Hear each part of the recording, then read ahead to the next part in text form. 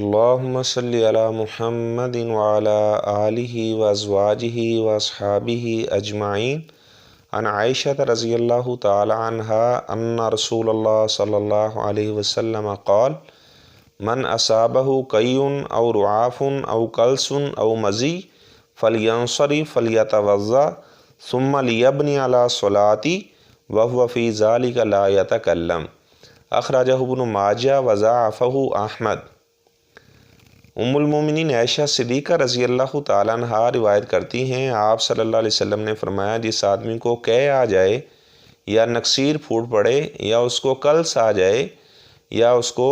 مزی اس کی خارج ہو جائے تو آپ صلی اللہ علیہ وسلم نے فرمایا کہ وہ وضو کرنے کے لیے جائے، نیا وضو کرے اور جہاں سے اس نے نماز ختم کی تھی اسی جگہ سے نماز شروع کر دے، بشرطے کہ اس نے کسی سے بات نہ کی ہو۔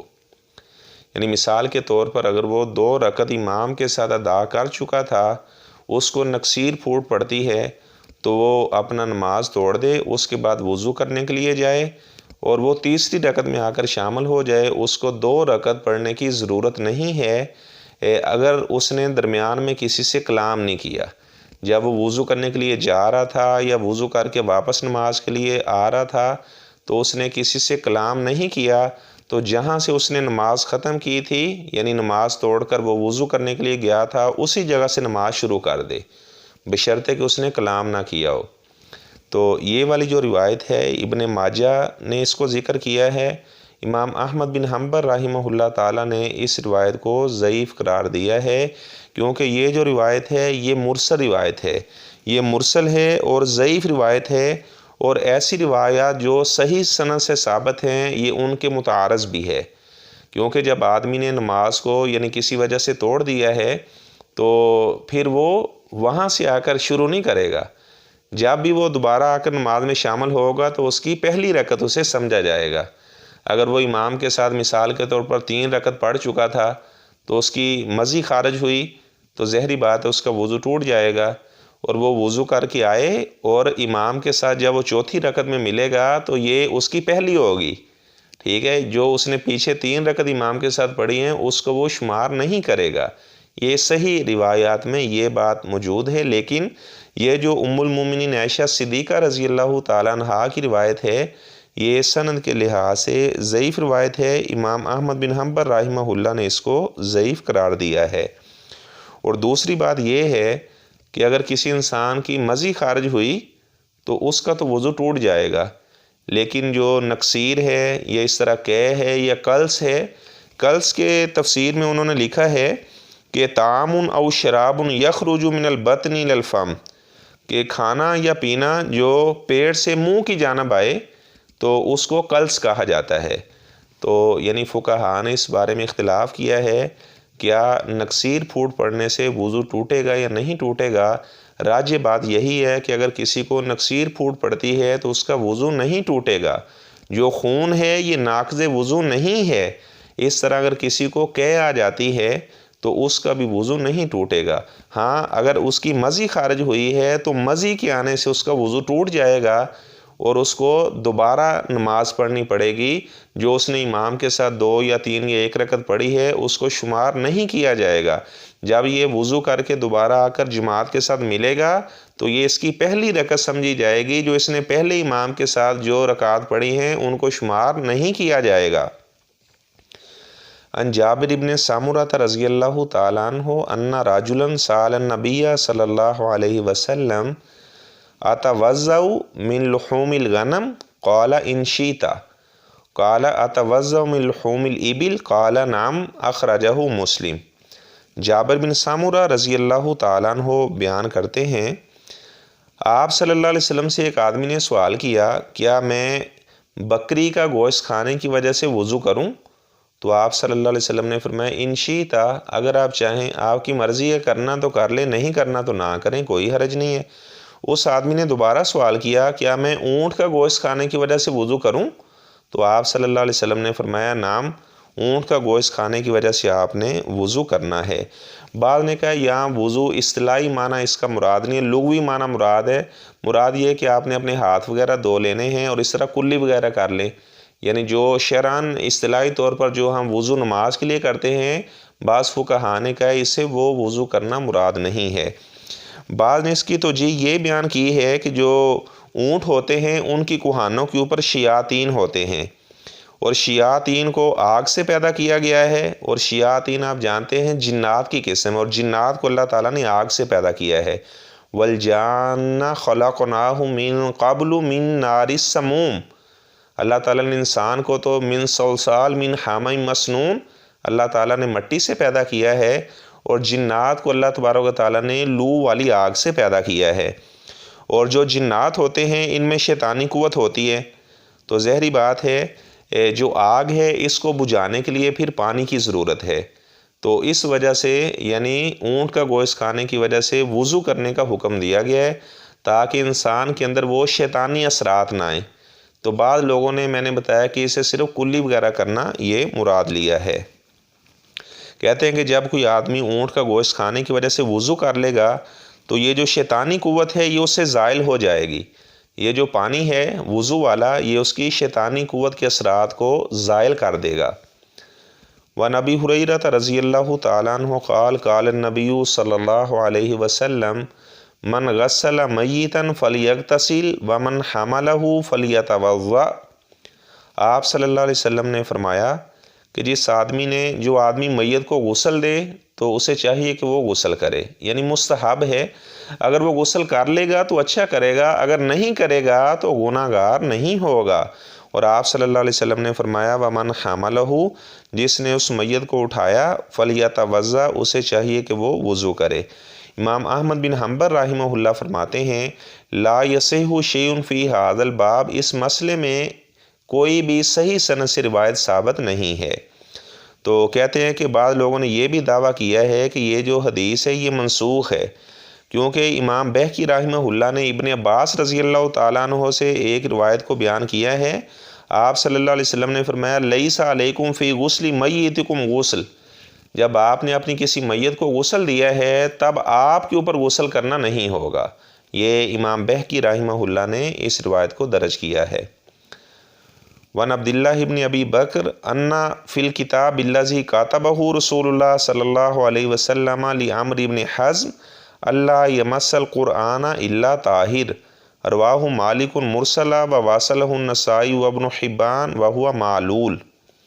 عبداللہ بن ابی بکر رضی اللہ تعالیٰ عنہ بیان کرتے ہیں، یہ جو عبداللہ بن ابی بکر ہیں یہ محمد بن حزم انصاری کے بیٹے ہیں،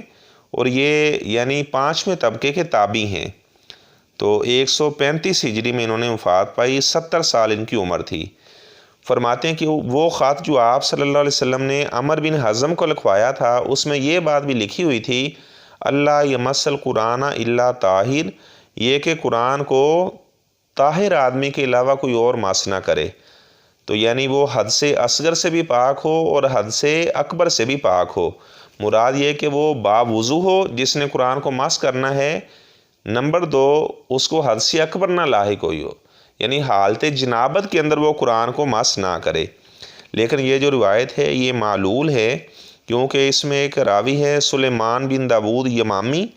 تو محدثین نے اس کو ترک کر دیا تھا، یعنی یہ متروک الحدیث راوی ہے۔ تو بعض لوگوں نے اس کی ثقاہت کو بھی بیان کیا ہے۔ تو بہرحال اگر کوئی انسان باوضو ہو کر قرآن مجید کی تلاوت کرے گا تو یہ افضل ہے، اور ظاہری بات ہے جو جنبی آدمی ہے وہ تو قرآن کو مس نہیں کرے گا۔ تو انشاءاللہ میں آگے تفصیل کے ساتھ بیان کروں گا کہ حیض والی عورت کیا وہ قرآن مجید کی تلاوت کر سکتی ہے یا نہیں کر سکتی، اور جو جنبی آدمی ہے وہ قرآن کو مس نہیں کرے گا، ٹھیک ہے، جب وہ غسل کر لے گا تو اس کے بعد وہ قرآن کی تلاوت کرے گا اور قرآن کو پکڑے گا۔ وعن عائشہ رضی اللہ تعالی عنہا قالت کان رسول اللہ صلی اللہ علیہ وسلم یذکر اللہ علی کل احیانی۔ لیکن بعض محدثین ایسے بھی ہیں، یعنی اس مسئلے میں اہل علم کے مابین اختلاف پایا جاتا ہے۔ بعض لوگوں نے مطلقاً یعنی جنبی آدمی کو اور حیض والی عورت کو قرات کرنے کی اجازت دی ہے، اور بعض لوگوں نے بعض فقہا نے مطلق طور پر منع کیا ہے کہ جو جنبی آدمی ہے وہ قرآن مجید کی تلاوت نہیں کرے گا، اور جو حیض والی عورت ہے اس کا بھی وہی حکم ہے جو جنبی مرد کا یا جنبی عورت کا حکم ہے۔ تو وہ کہتے ہیں جو حیض والی عورت ہے اب ظاہری بات ہے، بعض لوگوں نے کہا کہ حیض والی عورت وہ قرآن مجید کی تلاوت نہیں کرے گی۔ انہوں نے قیاس کیا اس بات کو کہ جس طرح جنبی آدمی قرآن مجید کی تلاوت نہیں کر سکتا، اسی طرح حیض والی عورت بھی قرآن مجید کی تلاوت نہیں کر سکتی۔ لیکن امام ابن تیمیہ رحمہ اللہ تعالیٰ اور قاضی شوکانی رحمہ اللہ تعالیٰ انہوں نے حائضہ حیض والی عورت کے لیے قرآن مجید کی تلاوت کرنے کو جائز قرار دیا ہے۔ وہ کہتے ہیں کہ جو حیض والی عورت ہے اس کو حالت جنابت والے مرد یا عورت پر قیاس نہیں کیا جا سکتا، کیونکہ جو جنبی مرد یا عورت ہے تو اس کے اختیار میں ہے وہ غسل کر لے، لیکن یہ جو حیض والی عورت ہے غسل کرنا اس کے اختیار میں نہیں ہے۔ تو کہتے ہیں کہ یہ قیاس مال فارق ہے، اس کو دلیل نہیں بنایا جا سکتا۔ تو بہرحال اہل علم کے درمیان یہ اختلافی مسئلہ ہے۔ تو لیکن راجح بات یہی ہے کہ اس طرح جو حائضہ عورت ہے جب اس نے قرآن وغیرہ پکڑنا ہے تو وہ اپنے قرآن کے اوراق کو کسی یعنی کپڑے وغیرہ کے ساتھ، یا اس نے گلوز وغیرہ پہنے ہیں تو اس کے ساتھ قرآن کے ورق جو ہے اس کو پلٹے گی۔ فقہاء نے اس میں اسی بات کو درج کیا ہے۔ اور بعض لوگوں نے کہا کہ وہ قرآن مجید کی قرأت تو نہیں کر سکتی، لیکن اگر کوئی اسے صدمے والی خبر پہنچ رہی ہے تو انا للہ و انا الیہ راجعون پڑھنا تو یہ قرأت کے طور پر نہیں ہے، یا کھانا شروع کرنے سے پہلے بسم اللہ الرحمن الرحیم پڑھنا، وہ کہتے ہیں یہ اب قرأت کے طور پر نہیں وہ پڑھ رہی، وہ دعا کے طور پر پڑھ رہی ہے۔ اور اس طرح انہوں نے کہا کہ ذکر اذکار کرنا اس کے لیے اس بات کی اجازت ہے، اور قرآن مجید کی قرأت کے طور پر اگر وہ قرآن مجید کی تلاوت کرے تو تب اس کے لیے منع ہے۔ لیکن میں نے بتایا کہ اس بارے میں جو روایات ہیں وہ سند کے اعتبار سے ضعیف روایات ہیں، جن میں یہ ذکر ہے کہ جو حائضہ عورت ہے لا تقرأ الحائض ولا الجنوب شیء من القرآن، تو بعض محدثین نے ان روایات کو ضعیف درجے کی روایت قرار دیا ہے۔ وان ابن ام المومنین عائشہ صدیقہ رضی اللہ تعالیٰ عنہ فرماتی ہیں کہ آپ صلی اللہ علیہ وسلم ہر حال میں اللہ تعالیٰ کا ذکر کیا کرتے تھے۔ مسلم شریف کی روایت اور امام بخاری رحمہ اللہ تعالیٰ نے اس کو معلق ذکر کیا ہے۔ عن انس بن مالک رضی اللہ تعالیٰ عنہ ان النبی صلی اللہ علیہ وسلم احتجم وصلی ولم یتوضأ اخرجہ الدارقطنی ولینہ۔ انس بن مالک رضی اللہ تعالیٰ عنہ فرماتے ہیں کہ آپ صلی اللہ علیہ وسلم نے حجامہ کروایا، سنگی لگوائی، اور آپ نے نماز پڑھی اور آپ نے وضو نہ کیا۔ امام دارقطنی رحمہ اللہ تعالیٰ نے اس کو بیان کیا ہے ولیانہ، اور اس کو ضعیف بھی قرار دیا ہے کیونکہ اس میں ایک راوی سہل بن مقاتل ہے، لیس بالقوی، یہ قوی راوی نہیں ہے۔ ان معاویہ رضی اللہ تعالیٰ عنہ قال قال رسول اللہ صلی اللہ علیہ وسلم العین وکاء الصاع فاذا نامت العینان استطلق الوکاء، رواہ احمد والطبرانی وزاد ومن نام فلیتوضأ۔ معاویہ رضی اللہ تعالیٰ عنہ بیان کرتے ہیں، یہ خود بھی صحابی ہیں اور ان کے والد ابو سفیان رضی اللہ تعالیٰ عنہ وہ بھی صحابی تھے۔ اس طرح ان کے بیٹے کا نام یزید تھا اور ان کے ایک بھائی اس کا نام بھی یزید بن ابی سفیان تھا، یعنی معاویہ بن ابی سفیان رضی اللہ تعالیٰ عنہ ان کے ایک بھائی کا نام یزید بن ابی سفیان تھا۔ جب یزید بن ابی سفیان رضی اللہ تعالیٰ عنہ ان کی وفات ہوئی تو امیر المومنین عمر رضی اللہ تعالیٰ عنہ نے امیر معاویہ رضی اللہ تعالیٰ عنہ کو شام کا گورنر مقرر کیا۔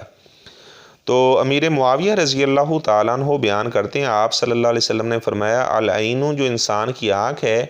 وکاء الصاع یہ اس کے دوبر کا بندھن ہے، دوبر کا دھاگا ہے۔ فرمایا کہ جب آنکھیں سو جاتی ہیں تو یہ جو دھاگا ہے یہ ڈھیلا ہو جاتا ہے، یعنی مراد یہ ہے کہ جب تک انسان کی آنکھیں کھلی ہوئی ہیں تو اس کے اعضاء جو ہیں وہ قوی ہیں، جب اس کی آنکھیں یعنی وہ سو جائے گا تو اس کے اعضاء ڈھیلے پڑ جائیں گے۔ تو یعنی جب کوئی آدمی سو گیا تو اسے پتہ نہیں چلے گا کہ اس کی ہوا وغیرہ خارج ہوئی ہے یا نہیں ہوئی، یعنی اگر کوئی آدمی ایسی نیند سو گیا جو نیند مستغرق کر دینے والی تھی، اس کے ہوش و حواس قائم نہ رہے تو ایسی نیند کی وجہ سے وضو ٹوٹ جائے گا۔ ویسے میں نے بتایا کہ جو نیند ہے یہ ناقض وضو نہیں ہے، یعنی جو آدمی گہری نیند سو گیا اب اسے پتہ نہیں ہے، کہ ایسا نہ ہو کہ اس کی ہوا وغیرہ خارج ہوگی اور اسے پتہ نہیں چلا اور یہ اسی طرح بعد میں نماز پڑھ لی، ایسا نہ کرے، کیونکہ اب اس بات میں شک آ چکے ہے تو ظاہری بات ہے شک کو دور کیا جائے گا، اس کو وضو کرنا پڑے گا۔ اور بعض محدثین ان الفاظ کا اضافہ کیا ہے ومن نام فلیتوضأ، جو آدمی سو گیا مراد یہ گہری نیند سو گیا تو اسے چاہیے کہ وہ وضو کرے۔ فرماتے ہیں کہ یہ جو الفاظ ہیں استطلق البکاہ وفی کل الاسنادین ضعف، ان دونوں یعنی روایات میں ضعف پایا جاتا ہے، یہ ضعیف درجے کی روایات ہیں۔ امام ابو داود رحمہ اللہ تعالیٰ نے ابن عباس سے مرفوع بیان کیا ہے انما الوضوء علی من نام مستاجیا، کہ وضو اس آدمی پر ہے جو لیٹ کر سو گیا، اگر کوئی آدمی بیٹھا بیٹھا سو گیا تو ایسے آدمی پر وضو نہیں ہے۔ فرماتے ہیں کہ یہ بھی سند کے اعتبار سے ضعیف روایت ہے۔ عن ابن عباس رضی اللہ تعالیٰ عنہما ان رسول اللہ صلی اللہ علیہ وسلم قال یاتی احدکم الشیطان فی الصلاۃ، آپ صلی اللہ علیہ وسلم نے فرمایا کہ جب انسان نماز پڑھ رہا ہوتا ہے تو شیطان اس کے پاس آتا ہے، فینفخ فی مقعداتہ، تو وہ اس کی سرین میں مقعد میں آ کر پھونکے مارتا ہے، فیخیل الیہ، تو انسان کو اس بات کا خیال دلایا جاتا ہے انہ احدث، کہ وہ بے وضو ہو چکا ہے، اس کا وضو ٹوٹ چکا ہے، ولم یحدث، حالانکہ اس کا وضو نہیں ٹوٹا ہوتا، وہ بے وضو نہیں ہوا ہوتا۔ آپ صلی اللہ علیہ وسلم نے فرمایا فَإِذَا وَجَدَ ذَلِكَ فَلَا يَنْصَرِفْ، جب کوئی آدمی اس طرح کی کیفیت محسوس کرے تو نماز کو نہ چھوڑے، حتیٰ یسمع صوتا، حتیٰ کہ وہ آواز سن لے، او یاجد ریحا، یا وہ بدبو محسوس کرے تو اس کے بعد وہ نماز چھوڑے۔ یعنی یہ شیطانی وسوسات ہوتے ہیں، محض وسوسات کی بنا پر نماز کو نہیں چھوڑنا چاہیے جب تک وہ واضح طور پر آواز نہیں سن لیتا یا بدبو محسوس نہیں کر لیتا۔ تو اس کی اصل صحیح عین میں عبداللہ بن زید رضی اللہ تعالیٰ عنہ کی بھی پیچھے روایت گزر چکی اسی مفہوم کی، تو یہ بھی سند کے لحاظ سے صحیح روایت ہے۔ اور امام حاکم رحمہ اللہ نے ابو سعید خدری رضی اللہ تعالیٰ عنہ سے مرفوع نقل کیا ہے اذا جاء احدکم الشیطان، فرمایا کہ جب تم میں سے کسی کے پاس شیطان آئے اور وہ آ کر کہے انک قد احدثت، کہ آپ بے وضو ہو چکے ہیں، آپ کا وضو نہیں رہا، آپ کا وضو ٹوٹ چکا ہے، مراد یہ کہ دل کے اندر ایسے وسوسات ڈالنا شروع ہو جائے،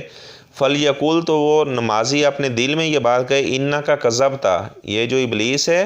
یہ جھوٹ بول رہا ہے، میرا وضو نہیں باطل ہوا، کیونکہ نہ تو میں نے آواز کو محسوس کیا اور نہ بدبو کو محسوس کیا ہے، تو میرا وضو کیسے ٹوٹا ہے؟ یہ شیطان ہے جو مجھے وسوسات ڈال رہا ہے، وسوسات میں مجھے مبتلا کر رہا ہے۔ ابن حبان رحمہ اللہ نے یہ الفاظ بھی بیان کیے ہیں فلیقل فی نفسی، یعنی یہ جو خیالات ہیں اپنے دل میں سوچے گا، یعنی یہ نہیں ہے کہ وہ اونچی آواز سے کہنا شروع ہو جائے شیطان کو انک کذبت، ایسی بات نہیں ہے۔ جس طرح وہ دل میں وسوسات ڈال رہا ہے تو یہ بھی دل میں یہ بات سوچے گا یہ شیطانی وسوسے ہیں، میرا وضو باطل نہیں ہوا۔ اللہ تبارک و تعالی ہمیں شریعت کے تمام مسائل سمجھ کر دوسروں کو بتانے کی بھی توفیق عطا فرمائے۔ یقینی بات ہے علم حدیث حاصل کرنا بہت خیر و برکات کا ذریعہ ہے۔ اللہ تبارک و تعالی آسمان سے برکتوں کے دروازے کھول دیتے ہیں ایسے لوگوں کے لیے جو آپ صلی اللہ علیہ وسلم کی حدیث کو یاد کرتے ہیں، آپ صلی اللہ علیہ وسلم کی حدیث سنتے ہیں، دوسروں کو بتاتے ہیں، ان پر عمل پیرا ہوتے ہیں۔ اللہ تبارک و تعالی محدثین کی لسٹ میں ہمیں بھی شامل فرمائے۔ السلام علیکم ورحمۃ اللہ وبرکاتہ۔